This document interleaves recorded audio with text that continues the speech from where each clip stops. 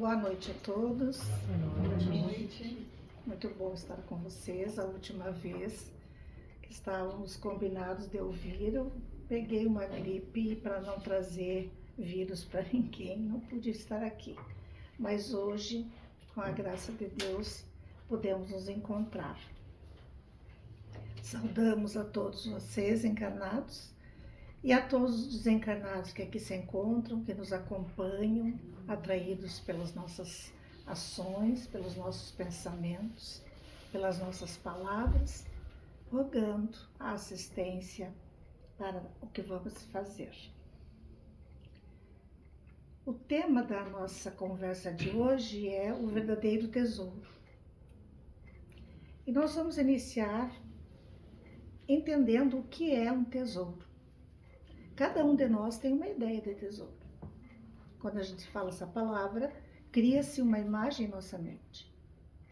No sentido literal da palavra, ela traduz bens materiais, né? Resultado de trabalho ou de herança, né?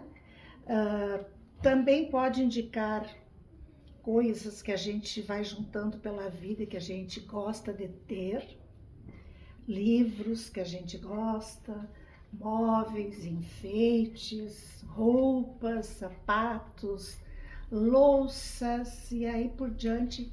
Cada um de nós agora vai pensar exatamente o que considera o seu tesouro no sentido literal, no sentido material. Então, podemos deduzir nessa primeira explicação que tudo aquilo que me dá prazer e traz benefício próprio, para mim é um tesouro. Não importa a quantia, não importa o valor, a quantidade, o valor, o que importa é que aquilo me traz algum benefício, algum prazer. E aí nós lembramos da história, da parábola que Jesus contou, daquele jovem que procurou Jesus porque ele desejava conhecer a vida eterna. E aí ele contou para Jesus, nesse encontro, que ele cumpria todos os mandamentos, né, da lei vigente à época. E achava com isso, então, que ele só precisava ter o conhecimento de como merecer a vida eterna. E Jesus disse para ele: queres conhecer a vida eterna? Muito bem. Volta para casa, vende tudo que tu tens, com o saldo da venda, dá aos pobres tudo e vem me seguir. Imagine esse jovem, que já devia ter trabalhado bastante e juntado algo para si, para seu provento. Como esse jovem não entendia nada do mundo espiritual, o que era muito comum naquela época, como hoje ainda é, ele, apegado àqueles bens materiais, não seguiu Jesus. Não conseguiu ir lá e se desfazer de tudo, dar para os pobres, além disso, para seguir Jesus. Contam que ele não conseguiu fazer isso, mas que ele voltou para casa muito triste. Qual é a reflexão primeira que nos traz essa parábola? Se Jesus se materializasse hoje, entrasse ali para aquela porta e dissesse para nós as mesmas palavras que ele disse para o rapaz: Marta, queres a vida eterna? Então tu volta, sai daqui hoje, vai para casa, vende tudo que tu tem, dá para os pobres e me segue. Será que nós faríamos isso?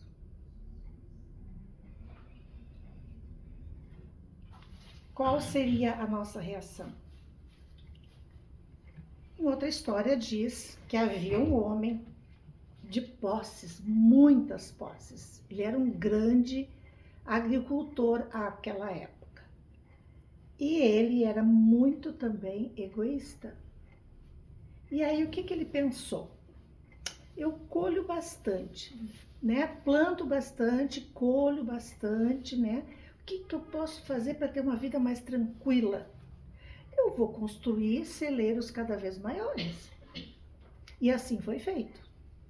Ele tinha bastante terra, plantava e aumentava os celeiros. E armazenava os grãos. Para quê? Para que nada faltasse para ele até o fim dos seus dias. E depois de aumentar os seus celeiros e a cada safra enchendo-os de grãos, o que ele fazia? Repousava, comia, bebia e ostentava. Se gabava do que ele possuía. E qual não foi o seu tormento ao ouvir Deus lhe chamar de insensato?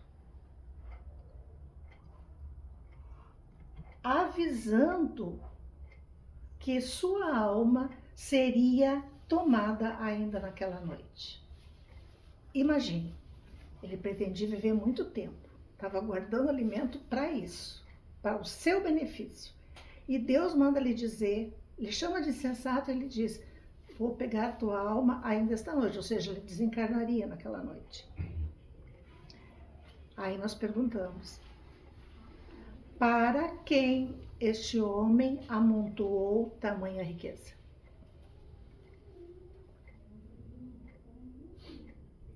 Ele levou alguma coisa? Não. Como nós não vamos levar absolutamente nada de material. Nem mesmo este corpo que serve a este espírito imortal em mais uma existência desde que sua vida foi criada por Deus e que é para sempre. Isso é para a gente refletir muito sobre as nossas prioridades, meus irmãos, para ver o que nós estamos fazendo, analisar as nossas atitudes. E também para que nós aprendamos, e refletindo, a não valorizar excessivamente as coisas materiais. Precisamos delas? Sim, precisamos sim. Enquanto estivermos aqui, nós precisamos de casa, comida, água, locomoção, dinheiro, trabalho, tudo. Nada mais justo. Não se pode achar que então não posso ter nada, tenho que viver na miséria, não. Se você está amealhando bens de maneira lícita, correta, você faz merecendo, você merece, né? Então, não é este o pensamento que nós devemos ter. O que nós temos que pensar é o que nós estamos dando de prioridade na nossa vida. O que é mais importante? São essas coisas ou são outras coisas que a gente esquece? E como nós costumamos usar enquanto nós estamos aqui? Eu vou para a minha casa, no meu carro, os meus filhos, a minha esposa, o meu esposo, né? Tudo é pronome possessivo. Meu, minha, meus, minhas. Lembram do colégio? Esse pronome possessivo é que nós temos que dar a importância relativa que ele tem.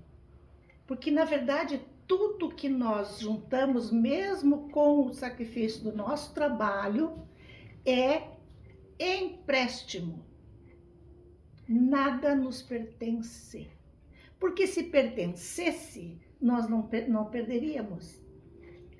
Porque o mundo onde nós vivemos, que é o mundo espiritual, essas coisas não são necessárias. Nosso espírito precisa de outras coisas. Este corpo sim, mas o corpo não vai. Então não tem por que levar nada daqui.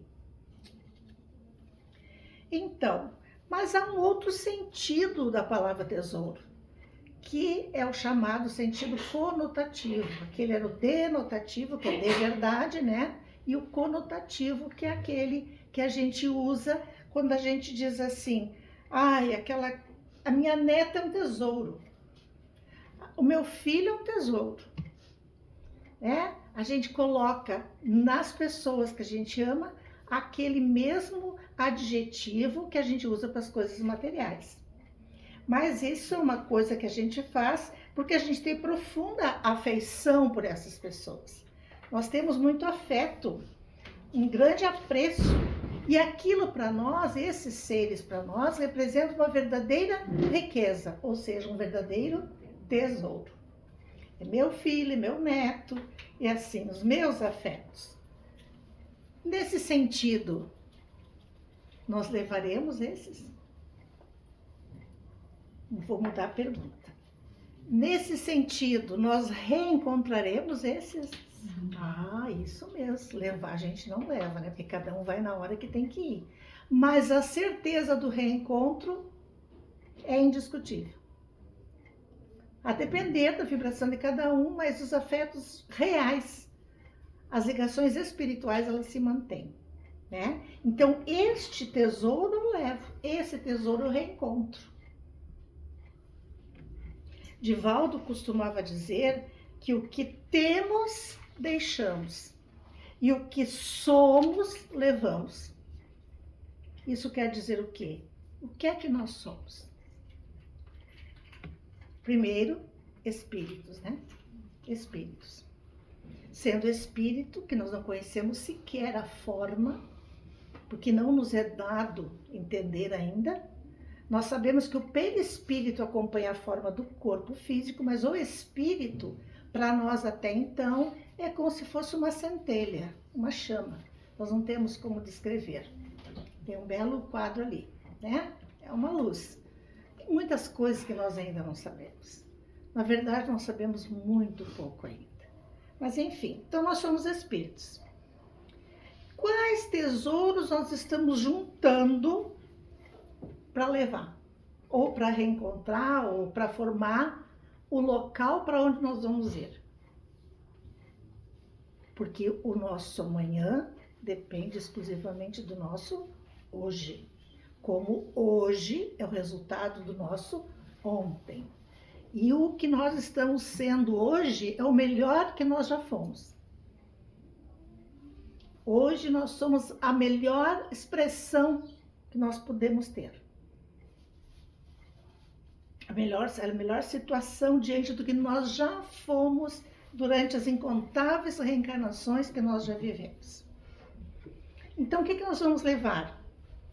Sentimentos bons, ações nobres, a caridade que nós praticamos, o amor ao próximo, a fé com raciocínio, a certeza da continuidade da vida, a confiança em Deus e a prática do Evangelho. Lucas, no capítulo 12, e Mateus, no capítulo 6, disseram, em semelhantes palavras, pois onde estiver vosso tesouro, aí também estará o vosso coração. E como as pessoas extremamente materialistas ficam apegadas ao que tinham e não ao que eram, elas ficam aonde depois de desencarnar? Os espíritos dessas pessoas ficam onde? Exatamente onde estão os seus tesouros. Antigamente, lá na época da escravidão, no século passado, sei lá quando, os fazendeiros, os grandes estancieiros, donos de terras, eles juntavam moedas de ouro, né? Joias, riquezas, que não havia banco para ir para depositar, né? Então, por medo de que fossem roubados ou que alguém da família lhes passasse a perna, o que eles faziam? Eles pegavam um dos seus empregados, um escravo, um trabalhador da sua equipe, saía campo afora, até achar um local determinado, que ficasse possível de identificar depois, e fazia o quê? Quem é que sabe? Isso. Ele mandava, então, o empregado lá, ou o escravo, dependendo da época, cavar. Aí era uma urna de barro, geralmente, né? E enterrava, botava tudo ali dentro e enterrava. Sabia que determinada árvore, determinado ponto, ele sabia como identificar. E para que o empregado não contasse para ninguém, o que ele fazia? Matava o empregado. Era isso que nós fazíamos, né? Ninguém sabe aqui de nós quem fez isso. Vamos saber, tudo que a gente contar de maldade da humanidade, nós temos que tomar para nós. Se nós somos a melhor versão de nós mesmos agora, imagina o que nós já fomos, o que já fizemos. Sinto dizer, acho que eu já falei isso aqui, nós não somos anjos, extremamente endividados. Se nós pegarmos a história geral da humanidade, todas as matanças, as guerras, as piores coisas que aconteceram, ninguém pode dizer que não estava lá. Por quê? Porque a humanidade, a cada planeta, ela é a encarnada e a desencarnada, que vai se revezando. A gente vai e volta. Se a gente evolui, muda de casa, mas se não evolui, permanece no mesmo. Então a gente vai e volta. Às vezes a gente volta como neto, né? Mas voltando aqui à história do tesouro. Imaginem por que, então, que nesses locais onde havia esse enterro, eram chamados de assombrados. Morriam de medo, os peões, os trabalhadores, porque tinha luz de noite lá, tinha um fogo, tinha movimento, tinha alguma coisa. Por que que tinha? Porque o dono já havia morrido e estava guardando o seu tesouro. Séculos e séculos lá, grudado. E é isso que a gente tem que pensar, que daqui a pouco nós desencarnamos, que ninguém sabe quando, e para onde nós vamos? Onde é que está nosso coração? Essa é uma outra reflexão. Assim que nós também perguntamos onde estava o coração daquele senhor, dono de uma mansão maravilhosa. Ele se vestia de púrpura e da mesa dele farta. Não caía uma migalha para que aquele mendigo leproso chamado Lázaro, que vivia à porta da casa dele, pudesse juntar para comer, porque ele não deixava. Muito bem. O mendigo leproso morreu, Lázaro desencarnou. E o dono desse senhor abastado, riquíssimo, ficou bem feliz, porque aquele cara ali, né, com aquele aspecto leproso na porta da casa dele, enfeiava, ele não gostava daquilo, então ele ficou feliz, porque o leproso morreu. Acabou. Mas a mesma morte que levou o Lázaro, mais tarde levou quem? Levou o senhor esse também, óbvio. E enquanto Lázaro, que era aquele mendigo, leproso, foi acolhido pelos anjos no momento do seu desencarne, esse nosso irmão, dono da casa, teve o inferno por seu túmulo. Figurado, né? Porque inferno a gente sabe que não existe, mas foi para o lugar onde a sua vibração o levou. Aí ele pediu misericórdia. Ele rogou, imaginem, que lhe enviasse um leproso para lhe dar água, porque ele estava com sede. Mas, o que foi que aconteceu? Foi negado. Por quê? Porque ele já havia recebido os bens na terra. E quem espera o reconhecimento na terra, né? As glórias, aqui, não tem mais nada para receber depois. Então foi negado. Ele não desistiu, gente. Aí ele pediu que os seus irmãos que ainda estavam vivos fossem avisados para não ter o mesmo destino que ele. Né? Já que ele percebeu o erro, ele disse, avise meus irmãos lá, porque não acontece o mesmo. E aí, para alertá-los, né? Assim como nós somos alertados pelas palestras, pelos livros, pelas mensagens mediúnicas, né? Do que nós não devemos fazer. E o que foi dito para ele? Não, nós não vamos falar com teus irmãos, porque não adiantou nada. Eles ouviram os profetas, ou seja, como nós, né? Estávamos lá, ouvimos os profetas, depois eles ouviram Moisés, né? E nem assim eles se modificaram. Por que seria diferente agora? Mais uma reflexão para nós. Porque nós, após todo esse tempo, nós ainda ouvimos Jesus, não podemos ter certeza se não, pessoalmente. Como nós estamos agindo? Lemos os profetas, as profecias todos do Antigo Testamento. Soubemos de Moisés, que foi a primeira revelação. Depois veio Jesus, segunda revelação. Veio o Consolador prometido por Jesus, que é o Espiritismo. E o que é que nós estamos fazendo com tudo isso? Com tantos milênios passados, por que muitos de nós ainda continuam e se comportam como o Senhor daquela parábola? Mas nem tudo são espinhos, também há coisas boas, né? Também tem o caso daquele homem muito rico, também muito rico, que todo mundo já ouviu falar, chamava-se Zaqueu, né? O Zaqueu era mais evoluído. E Zaqueu era chefe dos odiados publicanos. Por que odiados? Os judeus odiavam, porque os publicanos eram justamente aqueles que iam cobrar os impostos. Ora, quem é que gosta daquele que vem tirar quase tudo daquilo que tu tem, né? E Zaqueu era um homem muito baixinho. Ele tinha uma curiosidade muito grande de conhecer Jesus. Ele não, né? Ele queria conhecer Jesus. O que ele fez? Como ele era muito baixinho e onde Jesus andava vinha sempre uma multidão, ele pensou, vou subir numa árvore. E subiu na árvore para poder ver Jesus, ver.